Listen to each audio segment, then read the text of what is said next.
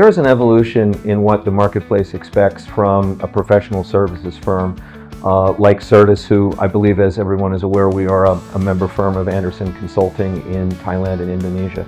The expectations are changing.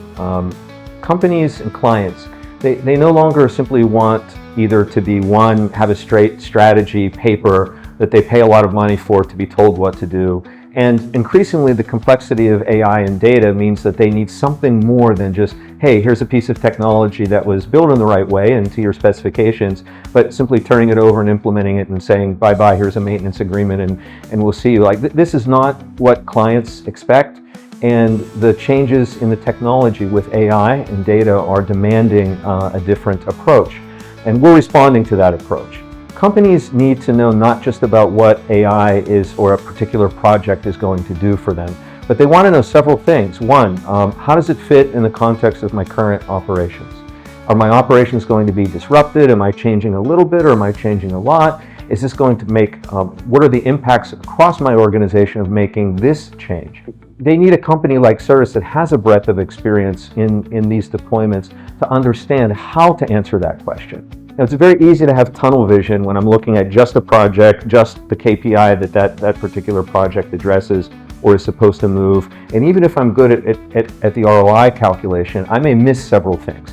How the implementation is done in the context of the broader organization, how it affects the people who are operating the system, how it affects the current process that people are involved with. This is really important. It's fundamentally a change management exercise.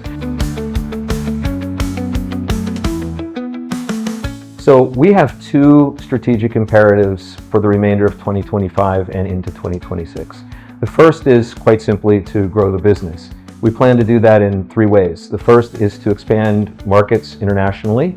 The second is to lean into partnerships. We can't do everything ourselves. The things that we do, we're quite good at, but sticking to our knitting and doubling down on those capabilities and extending them to work with partners who do some things better than we do that are necessary parts of the transaction is something that we've already started and we're going to double down on.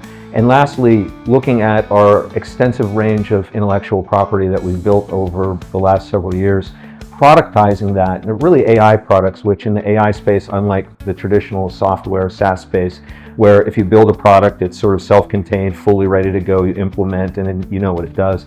In the AI space, if you're 70 or 80% baked, you're doing pretty well. There's, of course, the data layer, customization, things that we're required to implement in an enterprise production environment. But we've got a lot of the groundwork of that, and we'll work on productization. So those are the three pillars to grow the business. And then our second priority as a commercial team is really to grow our capabilities as a team. So we want to get better at the things that we do well. We want our BD team to get better at selling and grow their capabilities in that area, growing as professionals. We want our marketing team to do the same thing. You know, we're quite good at product marketing, partner marketing, social media marketing. I think many of you have seen a lot of our social media and product posts, and the engagement of those posts is quite good. But we want to get even better at that. So building our skill sets there, and on our partnership team, how can we get better at identifying partners, negotiating with those partners, adding value back to those partners so that they want to work with us.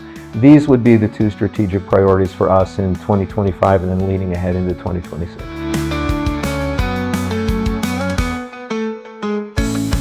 And one of the things that Sertis adds a lot of value to our clients in is explaining not only how the technology works in a way that both the IT and technical teams and business teams can equally understand, but explaining exactly why that approach versus perhaps other options. There's 9 ways to skin a cat, as they say, and the same is true in technology. But why the approach that we would advocate works from a technology perspective. That is also an extremely important value add in the AI and data space. Being a good chief commercial officer in the AI and data space is a bit is different than the traditional view of what a good CCO would be. I think it's really imperative, and something that I take as part of what I think about every day and what I try to execute. You can ask my team if I'm successful at it or not, or how I can get better at it. But I think developing human resources and bringing out the best in people is a big piece of the commercial transaction going forward. It's not enough to say, hey, we had a target, we set it smart, we beat it, or we didn't beat it, and here's why, and we'll do better next time. The sort of plan the work and work the plan elements of being a CCO are omnipresent.